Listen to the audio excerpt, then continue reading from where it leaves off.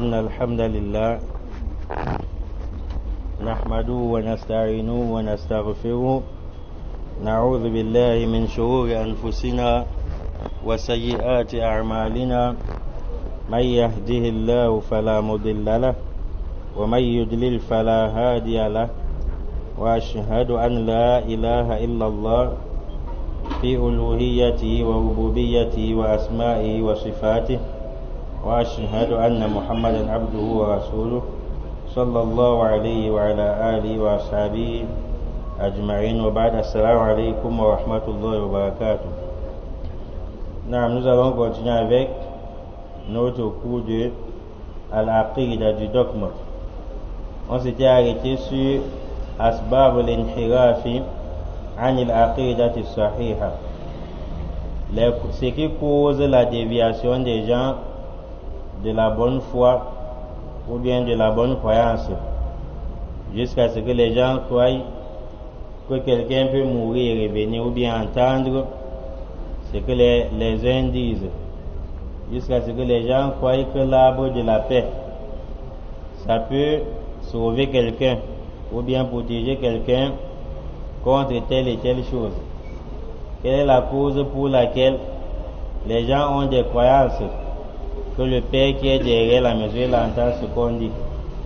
Quelle est la cause pour laquelle les gens pensent que quand tu vas à Makka ou bien en Arabie Saoudite, le prophète peut répondre à ton appel, jusqu'à ce que d'autres écrivent des lettres? On écrit une lettre sur un bout de papier, on doit aller à l'âge, quand elle arrive là-bas, elle lance au cimetière. Comme ça, le prophète va écouter peut-être et répondre. Qu'est-ce qui cause tout ceci? Nous avions eu à dire premièrement al-jahlu, c'est l'ignorance. L'ignorance sur l'apprentissage de sa religion. Et le Coran a débuté par le tawhid, la fin c'est le tawhid. Lorsqu'Allah Azzawajal dit Alhamdulillahi Rabbil Alamin, Allah dit les Rabbul Alamin, c'est le tawhid al-rububiyya. Ar-Rahman ar-Rahim, Malik Yawmiddin, tawhid al-asma wa sifat. Iyyaka na'bud, c'est toi seul que nous adorons. Na'buduka veut dire c'est toi que nous adorons, mais Iyyaka veut dire c'est toi seul que nous adorons. Tawhid al-uluhiyya. Et la fin du Coran, Qul a'udhu bi rabbin nas, Allah rabbun nas, Malikin nas, Ilahin nas, les trois types de tawhid. Donc premièrement c'est al-jahl, l'ignorance. Nous avions eu à dire que dans le Coran, Allah n'a jamais valorisé l'ignorance. Moussa alayhi salatu wassalam, il a cherché refuge auprès d'Allah contre l'ignorance. Qala a'udhu billahi an akuna min al-jahilin. Et le prophète alayhi salatu wassalam, il a valorisé la science, jusqu'à ce qu'il dise c'est les savants, ceux qui sont dans les cieux, c'est-à-dire les anges, ainsi que ceux qui sont sur terre, jusqu'aux poissons qui se trouvent dans la mer, implorent le pardon d'Allah pour celui qui a la science, pour le savant. Et Allah dit dans le Coran, Qul hal yastawi alladhina ya'lamuna walladhina la ya'lamun. Dis, sont-ils égaux ceux qui savent et ceux qui ne savent pas? Celui qui apprend sa religion, il apprend, il maîtrise sa religion, et celui qui n'apprend pas, ils ne sont pas égaux. Donc la première cause c'est al-jahl. Donc l'ignorance n'est pas une bonne chose. Et tu vois quelqu'un quand il parle, ou bien il est en train de discuter avec un savant, il dit non, on ne refuse pas. Nous savons que nous sommes des ignorants. Comme si l'ignorance était une bonne chose. Là, le tout premier verset qu'on a recommandé au prophète, c'est Iqra. Lis. Iqra bismi rabbika alladhi khalaq. Dans la première sourate a été révélée. Iqra, lis. Donc chacun parmi nous doit faire l'effort de connaître sa religion. Et ce n'est pas pour rien que dans la tombe on nous pose au moins 3 questions. Et on nous fait comprendre, on nous donne déjà la réponse. Si tu serais évalué, on te dit déjà la réponse de l'évaluation, c'est-à-dire il y a un piège. Man Rabbuka, qui est ton Seigneur? Ton Seigneur, tu ne pourras jamais dire c'est Allah lorsque tu ne sais pas qui est Allah, lorsque tu n'apprends pas les livres de tawhid qui indiquent la grandeur d'Allah Azzawajal. Tu ne pourras pas dire ton Seigneur c'est Allah lorsque tu as certaines croyances dans le cœur. Tu ne pourras pas dire ton Seigneur c'est Allah lorsque tu ne maîtrises pas les noms et attributs d'Allah. Parmi les livres qui parlent des noms et attributs d'Allah, on a l'Aqidatul Wasitiyya de Cheikh Islam Ibn Taymiyyah rahimahullah. C'est un livre qui détaille les noms et attributs d'Allah Azza wa Jalla. Il faut réviser ce livre. Deuxièmement, Al-Ghuluw fil Awliya wa Salihin. Deuxième chose qui mène les gens vers une mauvaise croyance, une croyance déviée, c'est le fait d'exagérer, l'exagération sur les élus d'Allah et les personnes pieuses. Quand tu vois quelqu'un qui a la foi ou bien qui est mal, tu l'honores jusqu'à déborder les limites. Tu prends les droits d'Allah Azza wa Jal, tu lui donnes. Il y a des gens qui honorent les hautes personnalités jusqu'à ce qu'ils donnent le droit d'Allah à ceux-ci. Comme dans une vidéo, quelqu'un dit à une personne qui a des grades sur terre, qui est élevée sur terre, la personne dit: quand je demande à Allah, Allah ne me donne pas. Et quand je te demande, je te demande 10 000, ça sort. Tous ces genres d'éloges où on exagère, c'est la mécréance, le kufr, waliyadhu billah. Donc c'est le fait d'exagérer sur les personnes pieuses ou bien les élus d'Allah, y compris aussi les gens qui ont un rang élevé parmi les êtres humains. Il y a des gens, lorsqu'ils veulent des gains derrière certaines personnes, ils font leurs éloges jusqu'à ce que certaines disent: qui est comme toi. Ça, c'est une parole de mécréance. Quand tu dis qui est comme toi, cette parole n'est pas permise en islam. Mais tu peux dire qui est comme toi à Douala. Ici, tu as limité sa grandeur. Qui est comme toi au Cameroun, tu as limité. Mais si tu dis qui est comme toi, sans préciser, c'est donc dire que même Allah Azza wa Jalla n'est pas comme la personne. Mais quand tu dis qui est comme toi, au Cameroun, tu as limité sa puissance, son pouvoir. Mais quand tu dis qui est comme toi, de manière générale, tu ne mets rien comme complément, ça devient une parole de mécréance. Car cette parole doit être dite à Allah Azza wa Jalla. Oh Allah, qui est comme toi, comme les savants implorent souvent dans le mois de Ramadan. Oh Allah, si tu ne nous pardonnes pas, qui va nous pardonner? Allah, si tu ne nous viens pas au secours, qui va nous secourir? Ça explique la phrase qui est comme toi, Allah. Donc, qui est comme toi, utilisé uniquement avec Allah Azza wa Jalla. Donc, le fait de vouloir faire les éloges de qui que ce soit les personnes qui ont débordé les limites, ça amène souvent vers la mécréance, les bidas, ainsi de suite. Comme le peuple de Nuh alayhi salatu wassalam, ils ont commencé par façonner les personnes pieuses pour se rappeler d'eux. Après, ça les a traînés dans le shirk. Wa raf'uhum fawqa manzilatihim. Et élever ceux-ci au-dessus de leur rang. C'est-à-dire, tu vois quelqu'un qui est imam, tu dois le respecter en tant qu'imam, parce qu'ils sont parmi les personnes qui ne sont pas maudites sur terre, car le prophète a dit: le bas monde est maudit, illa al-alim wa muta'allim, sauf le savant et celui qui apprend. Tu dois honorer le savant, le ma'alim, avec limite. Mais quand tu honores le ma'alim jusqu'à ce que le ma'alim, c'est lui maintenant qui donne la bénédiction, vous lavez ses habits pour chercher la bénédiction, ça c'est le shirk. Tu l'as élevé au-dessus de son rang. Je me rappelle quand on était à Fouman, quelqu'un nous dit qu'il y avait un chéou. Un jour, il a retiré son chapeau qui était sale. Il a trempé dans l'eau. Il a donné aux gens de boire pour rechercher la bénédiction. Ils ont commencé à boire. Donc quand tu penses déjà que le chéou, un tel, il bénit les gens, ça c'est le shirk. Et les gens qui disent que les parents bénissent les gens, ça c'est le shirk. Ou bien le père qui croit lui-même, c'est que c'est lui qui bénit l'enfant, comme dans des villages on l'entend, ça c'est le shirk. Il est plus d'une cause pour la bénédiction. Ceux qui disent: fais-moi du bien comme tu as fait du bien, je te bénis, ça c'est le shirk. C'est Allah Azza wa Jalla qui bénit les gens. Le père est la cause pour que tu aies la bénédiction, pas que c'est lui qui donne la bénédiction. Donc si tu élèves quelqu'un au-dessus de son rang, il y a une cause pour avoir la bénédiction, mais tu dis maintenant que c'est lui qui donne la bénédiction, ça c'est élever quelqu'un au-dessus de son rang, car en réalité c'est Allah Azza wa Jalla qui bénit. Comme certains qui rentrent de la Mecque, quand ils rentrent, certains partent chercher la bénédiction auprès d'eux. Peut-être parce qu'ils ont eu un titre à l'âge.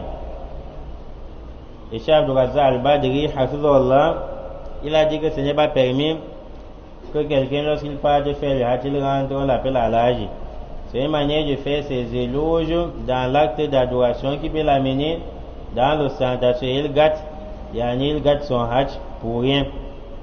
Donc quand quelqu'un part au hajj, il rentre, alhamdulillah, il doit rentrer comme si de rien n'était. Pourquoi quand quelqu'un vient prier à la mosquée, il revient de la maison, on ne fait aucune fête? Quand quelqu'un jeûne tout le mois de Ramadan, on ne l'accueille pas, on ne fait aucune fête. Mais quand il part effectuer le hajj, il rentre, il y a la foule. Tout cela, ça contient le riya. Et dans une vidéo que nous avions eu à voir, une maman qui est rentrée, elle est en train de monter l'escalier pas à pas. On a apporté une assiette, on a lavé son pied dans l'assiette, le pied droit et le pied gauche.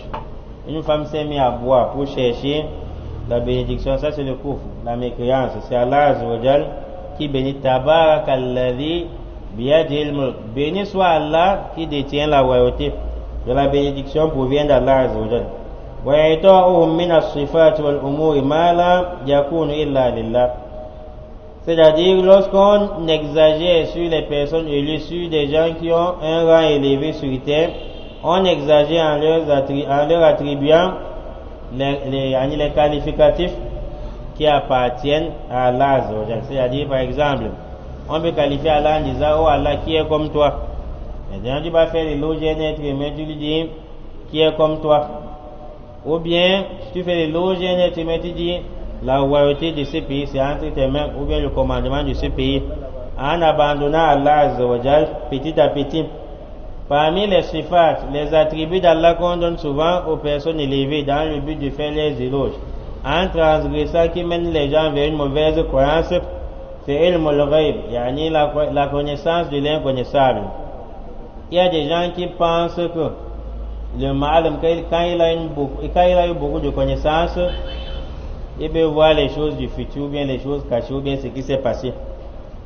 Dans plusieurs villages aujourd'hui, quand tu es malum, et que tu ne peux pas, par exemple, fabriquer le charme, tu donnes à quelqu'un. Non, c'est que tu as frappé à côté. Il y a des villages où être malum, modibo, c'est celui qui peut tendre son bateau et pointer quelqu'un, ses jours sont maintenant à compter.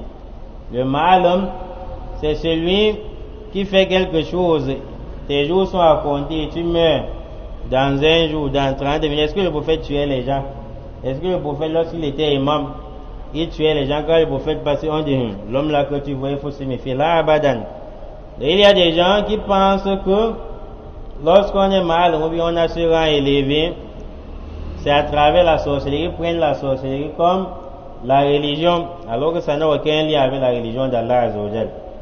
Tous ceux qui pratiquent cela, même si tu es mal, comment tu es kafir, et quand quelqu'un pratique, il n'est pas permis de prier derrière celui-ci. Pourquoi? Parce que ces prières ne sont pas acceptées. On ne prie pas derrière celui qui n'a pas de prière. Donc nul ne connaît le cachet, l'inconnaissable en dehors d'Allah. Allah dit qul la ya'lamu man fi samawati wa man fi al-ardi al-ghayba illa Allah. Dit le roi Muhammad, nul dans les cieux et sur terre ne connaît l'inconnaissable, le cachet, sauf Allah Azzawajal. Naam, il y a des gens qui pensent que le waliyo, naam, il connaît, il peut gérer la situation de ce pays-là. Nul ne gère en dehors d'Allah Azzawajal, nul ne connaît l'inconnaissable en dehors d'Allah. Et il y a des gens, lorsqu'ils voient les charlatans faire le charlatanisme, au lieu de voir cela comme un mal, ils disent, merde, l'homme si est fort. Non, c'est Allah qui lui a donné. Alors qu'Allah n'a jamais enseigné la sorcellerie, le prophète n'a jamais enseigné la sorcellerie, alayhi salatu. On dit c'est Allah Azzawajal qui lui a donné. Ah mon bas, c'est Allah qui lui a donné. Il y avait un autre, quelque part là, après Fumbot, il a enterré la poule fait 3 jours sans mourir. On dit toujours que c'est Allah Azzawajal qui lui a donné. Ça c'est la sorcellerie. Deuxièmement, il y a des gens qui attribuent à Rizq la richesse chez les gens alors que cela est attribué à Allah. Nul ne peut t'enrichir en dehors d'Allah, qui est un modibo, qui te fait un bon travail. Quand tu sors là, les clients viennent seuls. Tu auras l'argent jusqu'à, tu vas même fuir l'argent. C'est Allah qui donne la richesse. Nul ne peut donner la richesse en dehors d'Allah Azzawajal. Allah est Al-Razzaq. Parmi les noms d'Allah, il y a Al-Razzaq, celui qui est enrichi. C'est-à-dire la richesse provient de lui. Allah dit wa fis samai rizqukum wa ma tu'adun. Votre richesse provient du ciel, c'est-à-dire de la part d'Allah, ça ne provient de qui que ce soit. Donc s'il y a quelqu'un parmi nous qui cherche la richesse à part, c'est qu'il a deux razak. Allah est à razak, il y a une autre créature qui est à razak, tu es kafir. Les gens qui cherchent souvent le remède pour vendre. S'il y a ces boutiquiers ici, c'est-à-dire que c'est la mécréance, il faut faire tauba. Tu vas chercher un remède, tu mets dans la boutique pour que ça appelle les clients. Tout ceci c'est à sihr, c'est la sorcellerie. Ou bien tu cherches un remède, tu accroches à l'entrée. Ou bien les gris-gris, on fabrique tout ceci. Le prophète n'a jamais eu à faire cela. Il y a des gens qui pensent que comme tu es mal, comme tu es waliyo, tu peux enrichir ou bien tu peux donner la richesse. Tout ça, ça provient du Coran. Quand il fabrique le charme, il dit que ça provient du Coran. Tout cela, ça va plutôt dans la sorcellerie. Ça ne provient pas d'Allah. Et quand le diable veut tromper certains, ça commence bien avec les versets coraniques, après ça vit sur autre chose. Il y a certains qui disent le verset de Yusuf, de la soirée de Yusuf, on dit ils traduisent en disant Yusuf avait pensé à la femme et la femme a pensé à Yusuf pour forniquer. Ils disent que ça c'est le verset du charme. Là ils prennent plutôt, ils modifient, ce n'est plus la parole d'Allah Azza wa Jal. Ne pensez pas que ces gens-là, ce qu'ils font, ça provient d'Allah. C'est la raison pour laquelle les savants disent, si tu vois quelqu'un s'envoler, il ne tombe pas. Il marche sur l'eau, il ne se noie pas. Ne sois pas étonné jusqu'à ce que tu demandes où est-ce qu'il a puisé tout cela. Est-ce le livre d'Allah? Est-ce la sunna du prophète alayhi salatu wassalam? Si la réponse est c'est non, détourne-toi de cette personne. Parmi lesquels il y a des gens qui pensent que les walis peuvent diriger quelque chose dans ce bas monde, ou bien certains arbres peuvent diriger quelque chose, ça peut amener la paix, dans le pays, ou bien dans la ville, ou bien même les êtres humains, que ces êtres humains, c'est à cause de Dieu que la paix règne ici. Tout cela, c'est al-kufr. Et les gens exagèrent encore comment sur les élus d'Allah, ou bien les adorateurs. Ils exagèrent dans la mesure où ceux-là deviennent des gens qui vont dicter les lois. Quand il y a une discussion, on dit on va voir Mahalem tel. Quand on dit déjà imam central, c'est comme si c'est l'imam central du monde. Quand l'imam central, peut-être l'imam central c'est quelqu'un de la bida. On dit même l'imam central a dit que là, on prend le dalil, si Allah a dit, le prophète alayhi salatu wassalam a dit. Et l'un des savants dit la différence entre nous et les prophètes. Quand le prophète fait quelque chose qui ne va pas, la révélation descend, ça rectifie. Et les gens ne vont plus, les gens vont marcher sur la droiture. Mais l'être humain peut faire l'erreur. Vous passez 20 ans là-bas. La révélation ne va jamais descendre. Sauf si tu rentres dans l'équidat et la sunna, tu discernes le vrai du faux. Non. Donc il y a des gens qui ont exagéré sur certaines créatures d'Allah jusqu'à ce que, quand la personne en question prononce une parole, en disant que telle chose c'est licite, telle chose c'est interdit. Non, comme son chef a déjà dit là. C'était bon, même si tu récites le verset coranique comment, il n'est plus avec toi. Je me rappelle un jour, étant avec mon mal, et avec quelqu'un qui discutait sur un sujet. Le mal a pris le tafsir Ibn Abbas pour lui montrer l'explication. Après, je suis parti. Quand j'ai rencontré mon mal, j'ai dit, ça s'était terminé comment? Le mal me dit que quand on a ouvert le tafsir Ibn Abbas, on lui a donné les détails, le sens. Il a dit que tu veux par là dire que l'imam central manque. Voici les gens qui ne se basent pas sur les dalils, se basent sur les gens. Et dans la tombe, tu seras seul. Allah va te questionner. Dis-moi alors comment on va te dire man rabbuka dans la tombe. Tu vas dire ton Seigneur c'est Allah. Lorsqu'on t'indique les versets, les hadiths, et tu te détournes. Deuxième question dans la tombe, qui est ton prophète alors que tu ne te bases pas sur des hadiths. Et dans la parenthèse, il y a certaines personnes qui accusent les gens de la sunna que ce sont eux qui écrivent les hadiths. Ça c'est l'ignorance. Ça c'est l'ignorance. Et essayer de jeter un coup d'œil, c'est difficile de trouver 5 personnes qui sont des Ahlul Bida, qui sont les gens du hadith, qui ont maîtrisé le domaine du hadith. Les savants qui disent tel hadith est do'if, sahih, il y avait tel menteur dans la chaîne de transmission, telle personne qui tombait dans la perversité, ils sont uniquement les gens de la sunna. Ce n'est pas eux qui créent des hadiths. Dans le cas contraire, Ils sont là pour vérifier le hadith qui est authentique et le hadith qui n'est pas authentique, pour dire aux gens, comme par exemple chez Albani, rahimahullah, et le Cheikh Abdul Muhsin, et plein d'autres muhaddithun. Quatrièmement, on dit al-inghtirab bi qudrati al-insan wa ma a'tahu Allah min al-ulum wal ma'arif wal mukhtara'at. Ce qui dévie encore les gens de la bonne croyance, c'est le fait de se laisser tromper par la capacité de l'être humain, ou bien sur ce qu'Allah Azza wa Jal lui a donné. Allah veut donner une chose particulière à un être humain qui n'existe pas chez les autres. Les gens sont trompés et le prennent pour divinité en exagérant sur eux. Ou bien Allah lui a donné des connaissances et des choses et des inventions. Vous transgressez sur eux. Ou bien tu vois quelqu'un, Allah l'a honoré, il lui a donné ce qui n'existe pas chez les autres. Les gens sont déviés, mal ghaflati an qudrati Allah ta'ala shamil wa ilmi al-wasi. Ils sont insouciants sur la puissance d'Allah Azza wa Jal.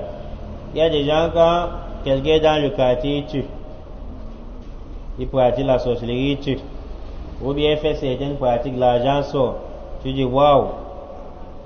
Voilà maintenant comment tu vas le placer, tu vas le mettre à la place d'Allah Azza wa Jal, sans savoir qu'Allah est le dénominateur suprême. Ou bien quand un événement passe dans le quartier, par la grâce d'Allah, il réussit à freiner cela. Voilà comment les gens vont élever cette personne, dire des paroles, des loges jusqu'à ce qu'ils vont déborder les limites. C'est la raison pour laquelle dans l'histoire des Ashab al-Ukhdud, qui est venu dans la Surat Buruj, et dans le hadith 3005, dans Sahih Muslim, le prophète raconte l'histoire d'un roi avec ses notables, l'un des notables qui connaissait la sorcellerie. Il était âgé et il voulait quelqu'un pour venir apprendre la sorcellerie.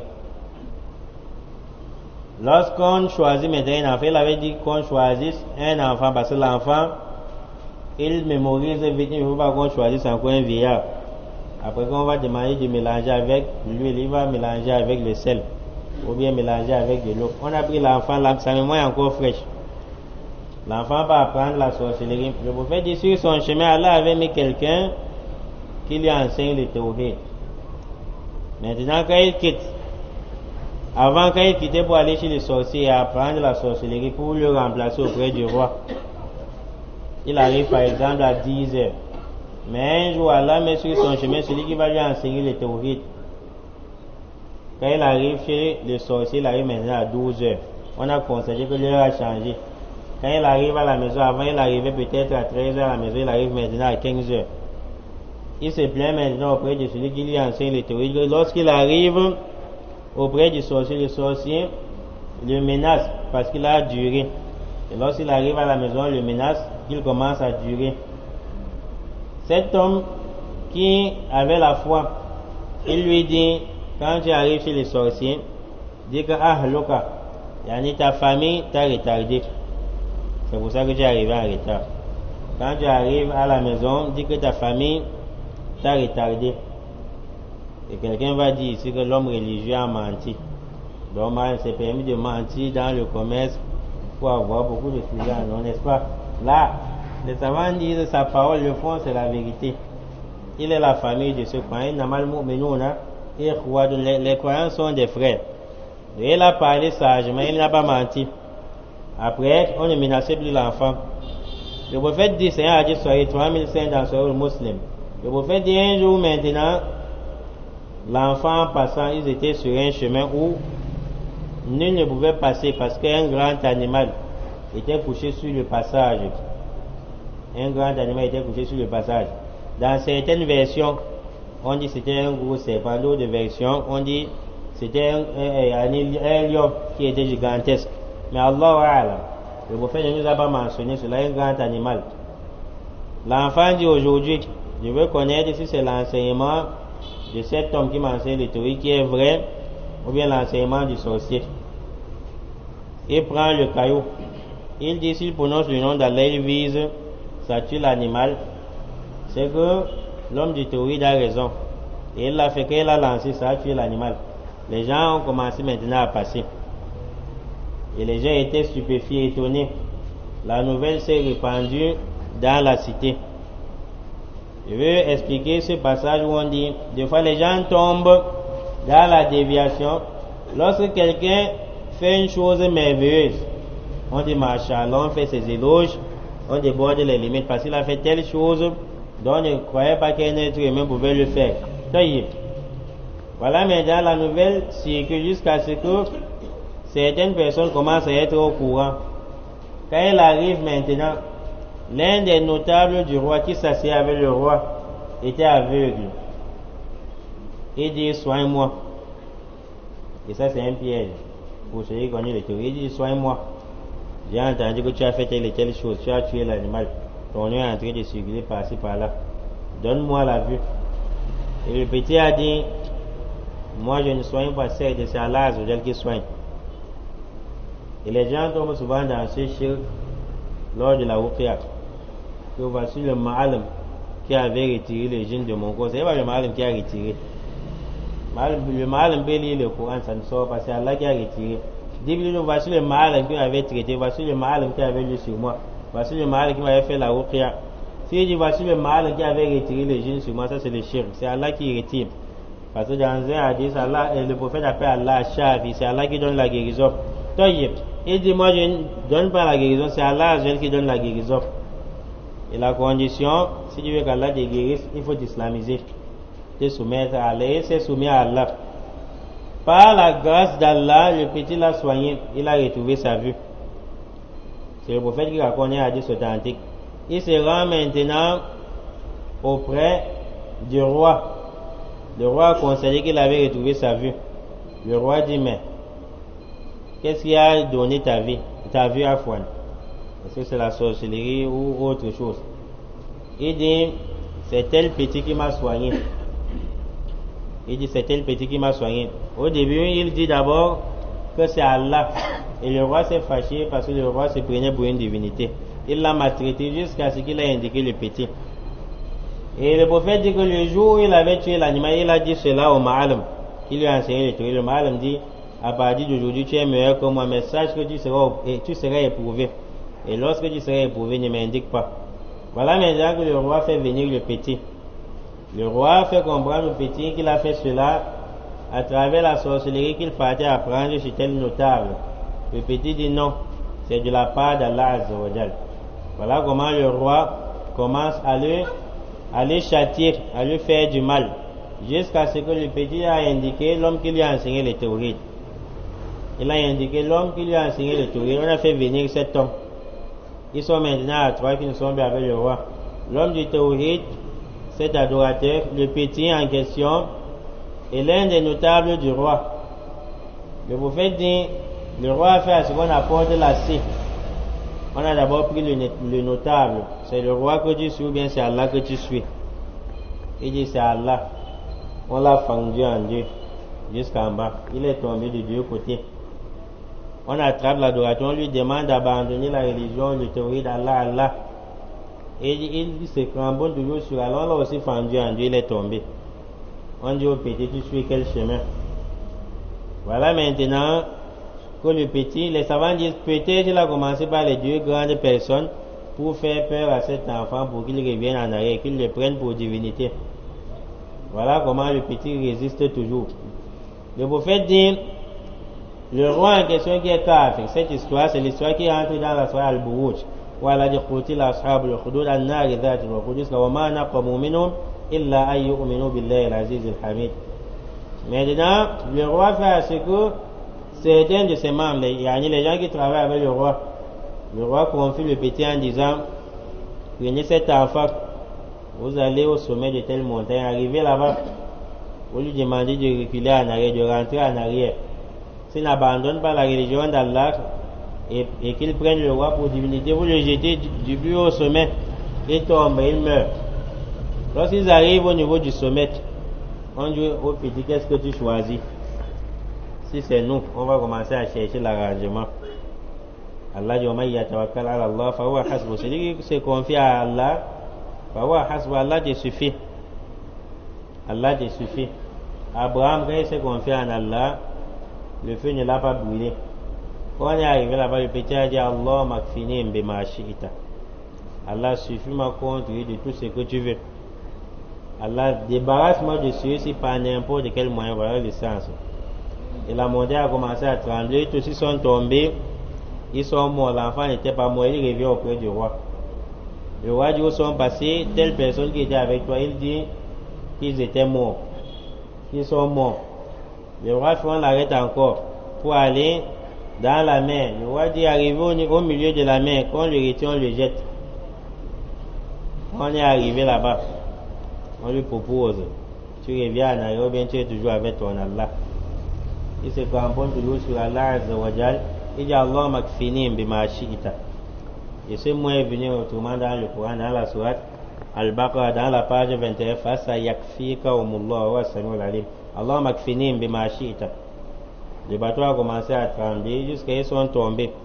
Ne demande plus comment est-ce qu'ils sont tombés. N'aborde pas ta raison et ou bien la philosophie. Qu'ils sont tombés, comment le petit n'est pas mort. Inna Allah ala kulli shay'in qadir. On voit souvent à la télé, l'avion s'explose. Tu vois un bébé qui n'est pas mort. Avec toute la bousculade là entre l'être humain qui est déjà grand et le petit, les autres qui sont peut gagner encore fort. C'est pour nous. Mais pas la grâce d'Allah. L'enfant ne meurt pas. Ils sont morts. Le petit réveil du roi. Si tu veux me tuer, il faut réunir les gens, rassembler les gens. Quand tu rassembles les gens, tu m'attaches sur un bâton ou bien sur un bois. Avant de tirer, tu dis Bismillah Rabbil Ghulam. Au nom d'Allah, Seigneur de cet enfant. Quand tu vas tirer, tu enlèves la flèche. Tu prends l'élan, tu lâches. Ça va me tuer. Cheikh Abdul Razak Al-Badri, Hafidhullah, arrivé sur ce hadith, le chef de ce hadith, dans le livre Riyad al-Salihin, il dit l'enfant voulait transmettre la da'wa. On a réuni les gens de tel et tel quartier, ils se sont réunis. Le roi fait ce qu'on prenne la flèche, son truc qu'on met souvent, je ne sais pas comment on appelle. On retire du carquois, on prend le long, on lâche. Ça a tué l'enfant. On a dit Bismillah Rabbil Ghulam, ça a tué l'enfant. Et les gens ont compris qu'il y a un autre Seigneur en dehors du roi. Et tous ils ont cru en Allah, ils ont abandonné le roi. Et le petit est mort en faisant la da'wa. Voilà maintenant que les gens, les hommes du roi rentrent auprès de lui et disent oh roi, ce que tu craignais, ça s'est réalisé. Tu ne voulais pas qu'on adore Allah. Voilà que tout le monde a cru en Allah. Tout le monde a cru en Allah et c'est ce qu'on craignait. Le roi demande de creuser une fossée qu'on appelle Al-Ukhdud. On creuse une fossée, on active le feu dedans. On met les gens en rang. Tu partis avec Allah ou bien le roi. Si tu es avec Allah, tu crois en Allah. Bon voyage. On devait passer un bon voyage. Dans le feu, on te jette dedans. C'est pourquoi Allah dit Qutil ashab al-ukhdud an-nari dhat al-waqud. Al-ukhdud c'est quoi? An-nari dhat al-waqud, c'est le feu qui avait son combustible sur lequel on a activé le feu. Allah dit Idhuma li yaqud, ils étaient assis autour de al-ukhdud. Un à un, on te jette dedans. Si tu crois en Allah, on te jette dedans. Si tu ne veux pas les problèmes, tu crois au roi, tu le prends pour divinité, on te laisse.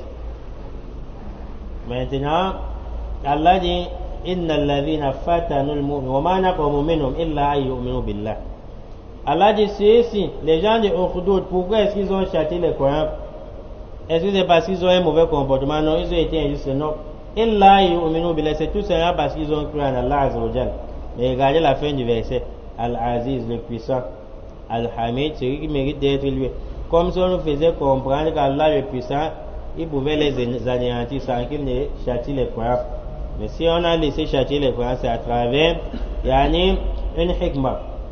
Allah dit Inna alladhina fatanul mu'minina wal mu'minat, c'est de ceux qui avaient éprouvé les croyants et les croyants dans les brûlants ainsi, thumma lam yatubu. Et après ils n'ont pas fait tawbah, falahum azab jahannam walahum azab al-harir, ils auront le châtiment de Jahannam et azab al-harir, le châtiment ardent. Et Allah ne châtie qu'en fonction des œuvres. Il faut méditer. C'est pourquoi Allah dit que la sagesse pour laquelle Allah dit ils auront azab jahannam, le châtiment de Jahannam. C'est déjà l'enfer. Et Allah dit walahum azab al-harir, le châtiment ardent. La sagesse qui se trouve là-dessus, Wallahu a'lam, c'est parce que toute personne qui tombe dans les shirk, Allah t'a promis le Jahannam. Inna alladhina kafaru min ahli al-kitab wal mushrikin fi nar Jahannam. Falahum azab Jahannam parce qu'ils sont tombés dans les shirk. Mais le Jahannam chauffe déjà. Pourquoi on a rajouté un bonus dans le châtiment azab al-harir, le châtiment ardent? C'est parce qu'ils ont brûlé les croyants. Comme ils ont brûlé les croyants, Allah va leur rendre cela yawm al-qiyamah wa liya'udhu billah. Donc voilà comment le prophète dit, une maman arrive, elle a hésité. Nous savons comment les femmes sont faibles.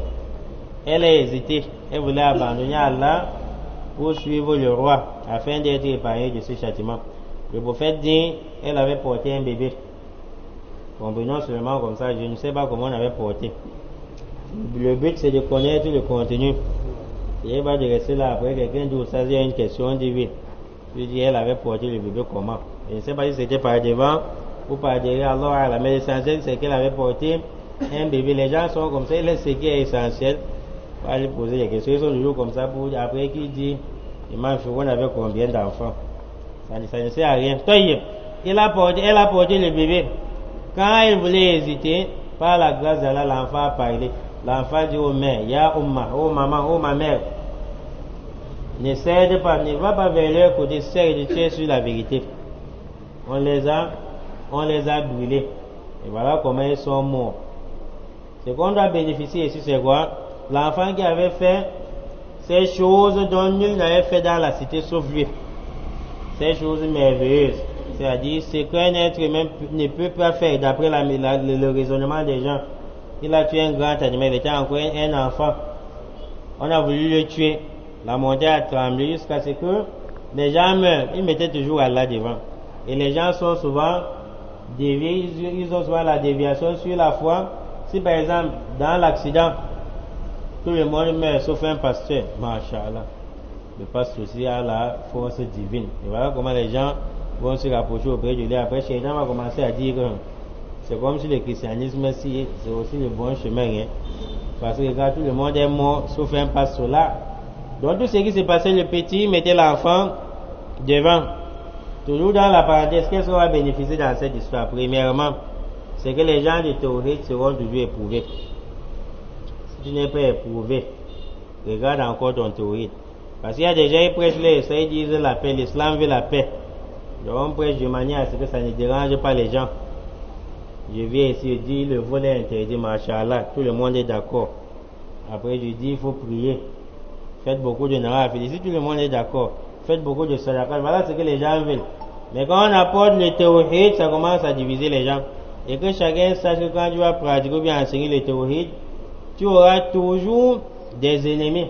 Allah dit وَكَذَلِكَ جَعَلْنَا فِي كُلِّ قَرْيَةٍ أَكَابِرَ مُجْرِمِينَ لِيَمْكُرُوا فِيهَا. Allah dit il a mis dans chaque cité des grands pervers pour gêner les gens. Vous allez voir même au sein de la famille, vous allez voir qu'il y a une tête qui perturbe. Quand tu as encore les tawhid, c'est encore très grave. Dans une cité, dans une mosquée, ainsi de suite. Donc quand quelqu'un a les tawhid, il sera attaqué. Voilà ce qu'on va bénéficier. Ils sont les personnes les plus éprouvées. Deuxième chose qu'on doit bénéficier, c'est quoi? C'est que la sorcellerie ne mène nulle part. Quand tu vois quelqu'un, il y a un île trempé dans la sorcellerie, la désobéissance à Allah, un jour viendra où Allah va retirer l'habit sur toi. Tu seras nu. Le roi a peut-être passé beaucoup d'années à être adoré, mais un jour Allah l'a humilié. Puis on a passé beaucoup d'années là, je suis votre Seigneur le Très-Haut, mais un jour Allah a mis fin à cela. Si vous voulez aujourd'hui quelqu'un soit pratique la sorcellerie, ou bien une maladie vient comme à l'époque de Corona, on dit qu'il faut ouvrir le Coran. On va voir la chevelure dedans. On retire la chevelure, que c'est la révélation, on met dans l'eau. Ça va donner la guérison. Comme ça ne provient pas d'Allah, Allah, il va éteindre cela. Après, c'est passé. Et il y a des gens qui ont cru en cela. Donc tout ce qui n'est pas vrai, ça va disparaître. Même si quelqu'un était un grand sorcier, on dit que celui qui dit ça se réalise. Un jour viendra où Allah va anéantir cela. C'est la raison pour laquelle dans le Coran, Allah prend l'exemple de la vérité par rapport à ce qui est faux, comme le fait à ébullition. Le fait à ébullition ou quand on transforme le fait en liquide, ça mousse. Allah dit, ou bien comme l'eau qui tombe à partir d'une chute, ça donne les mousses. Allah dit en ce qui concerne ce qui va aider les gens, c'est-à-dire le fer, ou bien l'eau, ça va rester à terre. Et ce qui n'aide pas, la mousse, Allah dit, ça va aller, le vent va emporter. Ça veut dire quoi, cette parole-là? Ça veut dire la vérité va toujours rester, quel qu'en soit le cas. La vérité va toujours rester. Quand quelqu'un apporte une mauvaise croyance, tôt ou tard, ça sera dévoilé à l'âge, il va anéantir cela. Ce qu'on va bénéficier ici, c'est quoi? C'est que lorsqu'on place sa confiance en Allah, on est toujours gagnant, on n'est jamais perdant. Un enfant a placé sa confiance en Allah. Allah l'a sécurisé contre des personnes qui sont plus gigantesques que lui. Non? Ce qu'on va aussi bénéficier, c'est que les gens du Tawhid, après étape par étape, quand tu traverses cette étape d'endurance, il y aura une autre étape qui va venir. Il faut chercher l'aide d'Allah. Donc j'ai apporté cette histoire dans les hadiths 3500 de Muslims pour nous rappeler cette parole ici où on dit ce qui pousse souvent les gens dans les déviations. C'est quand quelqu'un pose un acte ou bien fait quelque chose d'extraordinaire. Masha'Allah, les gens croient en lui, on l'élève à un rang qui dépasse son rang, qui est le rang d'Allah, tout en oubliant étant insouciant, ayant oublié que c'est Allah Azzawajal qui a la force parfaite, qui est le suprême, Ashamil, la force qui englobe toutes choses. Oui, mais le roi, c'est Allah, la science infinie. Les gens oublient que c'est Allah Azzawajal qui a octroyé à l'être humain tout ce que tu vois comme chose extraordinaire. Cinquième chose, on dit Inhiraful walidain. C'est l'une des grandes causes pour lesquelles les gens ne suivent pas la bonne voie. Inhiraful walidain wal mujtama wa wasa'il at-ta'lim wal i'lam. C'est pour être très important. L'une des grandes causes pour lesquelles les gens dévient de la bonne croyance, la mémoire est embobinée des mauvaises croyances, c'est la déviation des deux parents. Tu grandis dans une concession où l'idéologie qu'on met dans la tête des gens, c'est que la vie c'est entre les mains des gens. Quand il y a un petit problème, ton père prend ta main pour partir guetter chez les marabouts. On dit, quand il y a un problème, la grand-mère crache au sol au moment où elle veut t'envoyer. On nous faisait cela. On t'envoie, on crache au sol. Que si le crachat là se sèche, tu vas caler. Donc fais vite, tu reviens. On grandit dans des familles où, même quand le chat pousse un cri la nuit, la mère doit aller vérifier. Dans des familles où la mère dit, si ce n'était pas le travail que je fais sur vous chez les marabouts, c'est que vous ne vivez plus. Dans des familles où le blindage, c'est ça la religion. C'est la raison pour laquelle lorsqu'on voit quelqu'un poser un acte de mécréance, il ne faut pas se précipiter de l'appeler mécréant directement. Si tu as la certitude qu'il a posé un acte de mécréance, il y a des conditions à remplir avant de dire qu'il est mécréant. Peut-être qu'il a grandi comme cela, on ne lui a jamais apporté d'éclaircissement dessus. Il a grandi dans ce genre de famille.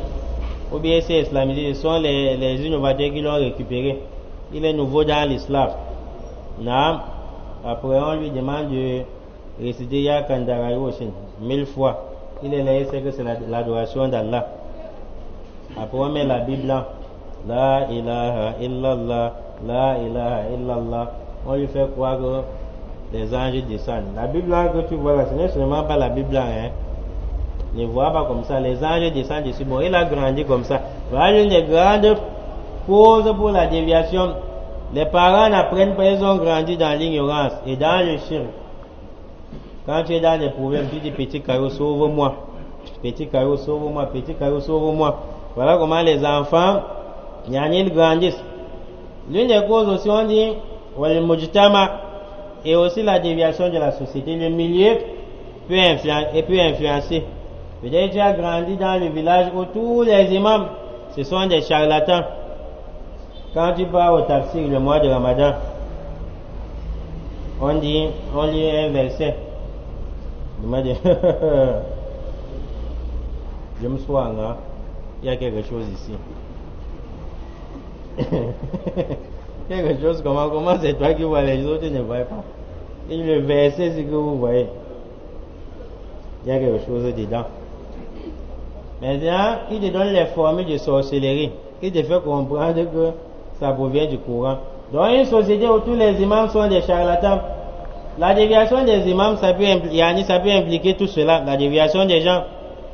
Ou bien, lorsque les imams ne prêchent pas le tawhid, il y a des gens dans leur secteur, leur quartier, leur mosquée, ils ne reçoivent jamais le cours de tawhid. Les cours qu'ils reçoivent, c'est le cours de prière, le cours de sadaqa. Il peut avoir les charlatans, on emballe les gris-gris. Il marche avec, se balade avec. Lui, il voit cela comme si ça provenait d'Allah.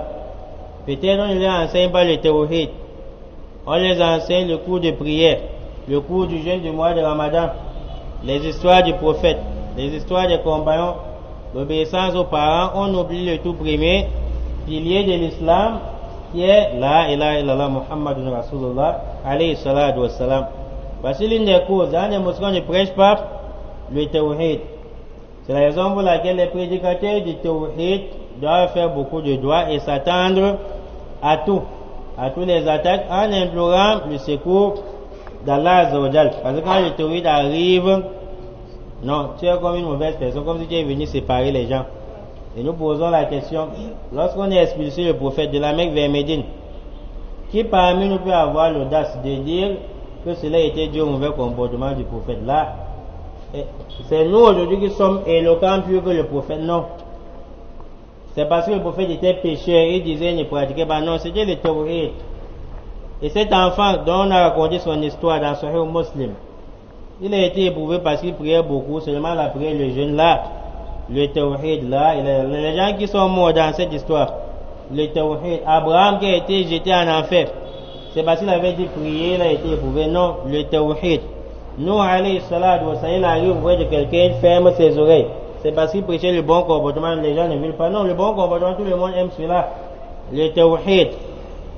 Donc, quand tu prêches le tawhid, ça donne souvent la masse, surtout quand les gens n'ont pas grandi dans le tawhid. Mais à la kulli hal, Allah al-Musta'an dit, wa wasa'il al-ta'alim. Ce qui devient encore les gens de la bonne croyance, c'est les moyens d'enseignement, les moyens d'éducation, les langues et les moyens de communication. Aujourd'hui, tout le monde est mal. Comme WhatsApp est arrivé à notre époque, chacun crée un petit groupe. Il rassemble ses amis du quartier, il devient mal. Il lit les versets coraniques qu'il ne comprend pas bien. Il explique aux gens. Après, maintenant, voilà un tapis qui est dans le groupe. On ne parle que du bon comportement. Peut-être celui qui prêche, il récite rarement les versets coraniques. Seulement parce qu'il est éloquent, on dit machallah, il y a un chèque, on l'appelle même chèque, qui prêche bien. Voilà comment on t'a ramasse à cause ses enfants. On met dans le groupe s'agrandit. Et l'ignorant en question se voit déjà comme un savant. Parce que dans sa page Facebook, il a 5000 abonnés. Dans sa page TikTok, il a 10 000 abonnés. Dans WhatsApp, il a 1000 personnes. Shaitan le flatte et il pense qu'il est guidé. En islam, on ne veut pas la majorité. C'est pas parce que quelqu'un enseigne, que ce soit dans le groupe WhatsApp, dans TikTok, qu'il est forcément égaré, il n'est pas agréé par Allah. Ce n'est pas parce que forcément quand quelqu'un prêche dans une mosquée, il y a 2 personnes qui écoutent, qu'il n'est pas sur la bonne voie. C'est la raison pour laquelle si vous méditez bien dans la soirée d'Azariat, lorsqu'Allah a envoyé les anges d'aller exterminer le peuple de l'autre, 2 personnes qu'Allah a parlé de consécutivement, l'autre alayhi salatu wassalam. Allah dit, lorsqu'on est venu détruire le peuple de l'autre, Allah dit, فَمَا وَجَدْنَا فِيهَا غَيْرَ بَيْتٍ مِّنَ الْمُسْلِمِينَ. Allah dit dans cette cité, on n'avait vu qu'une seule maison qui s'était soumise à Allah, c'était la maison de l'autre. Et dans sa maison, certains mufassirun disent que c'est seulement 2 enfants qui avaient cru en lui. Donc sa femme est mécréante. Dans la soirée à Tahrim, Allah dit, il sera en enfer Seulement Dieu peut. Est-ce que tu vas dire qu'il n'est pas agréé auprès d'Allah, ou bien il n'est pas savant, ou bien tu vas te moquer de lui parce qu'il est suivi par Dieu parce qu'il n'a pas la masse. Non, ce n'est pas la masse qui effraie Allah Azzawajal. Après ces versets, Allah parle de celui qui avait la masse, mais ça ne l'a pas aidé auprès d'Allah. Allah dit, il parle de Pharaon. Lorsqu'il a envoyé Moussa avec l'éclaircissement vers Pharaon, Allah dit Fatawalla Birukni. Pharaon s'est détourné de lui. Birukni, Birukni veut dire Pharaon s'est détourné en comptant sur son support, c'est-à-dire les gens qu'il avait, les gens qui lui obéissaient.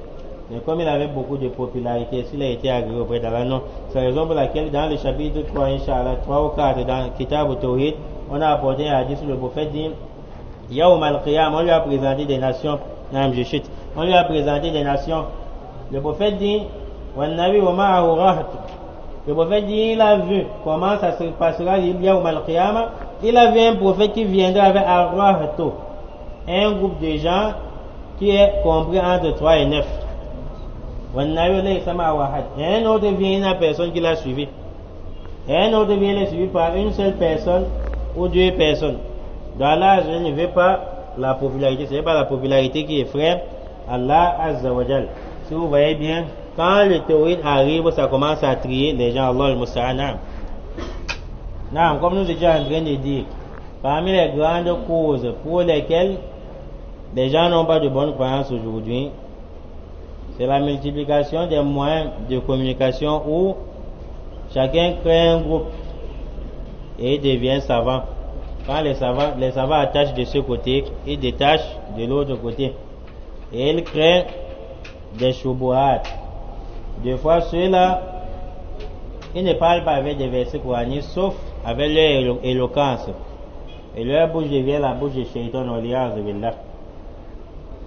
Nous sommes dans un groupe où on avait vu ça balancer quelque part. On a cliqué. À l'intérieur, on enseigne le pur charlatanisme. On demande d'allumer les bougies. On récite telle chose, tel nombre de fois. D'après ce que j'avais lu sur un papier qu'on avait balancé là-bas, on dit telle recette. Jusqu'à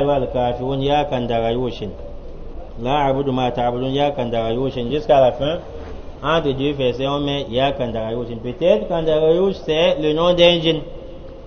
Peut-être c'est le nom d'un djinn. On dit tu allumes cette bougie. Est-ce que le prophète est venu pour t'enseigner les bougies? Tu allumes cette bougie, tu dis Damabia, Damabia, Damabia, tel nombre de fois. Et quand il donne la recette, il dit pour telle recette, pour de monnaie magique, telle chose, il faut telle chose, et 15 millions, on ne demande pas beaucoup d'argent. Et le serpent, un serpent noir. On se pose la question à savoir si on vend les serpents dans les marchés. On va trouver le serpent noir où? Ou bien le prophète a enseigné le serpent noir aux gens. Et si tu médites bien, tu vas savoir que le diable vient souvent sous forme de serpent. Quand il dit déjà le serpent, ça va déjà, tu vois ouvertement comment ça va vers le charlatanisme.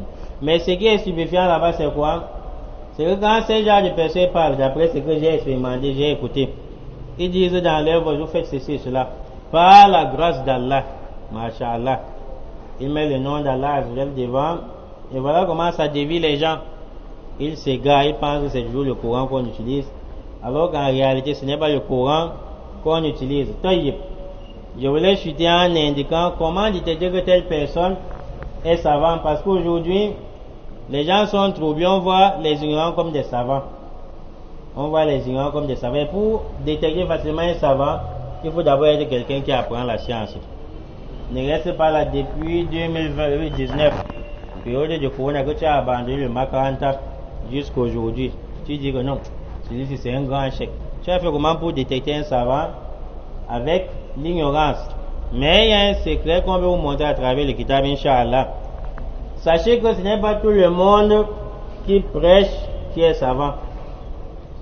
Et ce n'est pas tout le monde qui monte sur le minbar et dit Alhamdulillah qui est savant. Quelqu'un peut venir ici, il ouvre un livre ainsi. Sur une page, tu vois par exemple l'état de livre chez lui à la maison, ça ne veut pas dire qu'il est forcément savant. Il ne peut pas dire traduire mot à mot une page. Quand il arrive, il y a un hadith, il choisit ce qu'il comprend et te dit. ou bien prenez le fond du hadith, si tu dis, est-ce que c'est un savant ici là, ou bien sur le minbar, il y a des gens qui partent créer des choses en l'air dans TikTok, les copier-coller dans WhatsApp, Google, ils deviennent savants sur le minbar. On ne détecte pas un savant comme cela. Allah lui-même a écrit qu'il est savant. Allah dit face à l'ahla dhikri. Allah dit demander ahla dhikri aux gens du rappel. Donc les savants c'est une personne du rappel. Ahla dhikri, ils sont en tafsir, c'est quoi? C'est des imams, j'ai oublié telle histoire. C'est dans quelle sourate il te dit? Il m'a un verset coranique, ça m'échappe, il te donne avec tous les détails. Il m'a un hadith qui dit, il détecte déjà que c'est un hadith d'Oif. C'est la raison pour laquelle les savants disent qu'il y a deux piliers de la science. Premièrement, al-hifz, la mémorisation. Deuxièmement, al-fahm, la compréhension. Si quelqu'un a mémorisé, il ne peut pas t'expliquer ce qu'il a mémorisé, il n'est pas savant. Et si quelqu'un explique, mais les dalils ne restent pas dans la tête, il n'est pas savant. Mais quand tu réunis les deux, tu es savant. Allahu a'lam. Subhanakallahumma wa bihamdika ashhadu an la ilaha illa anta astaghfiruka wa atubu ilayk.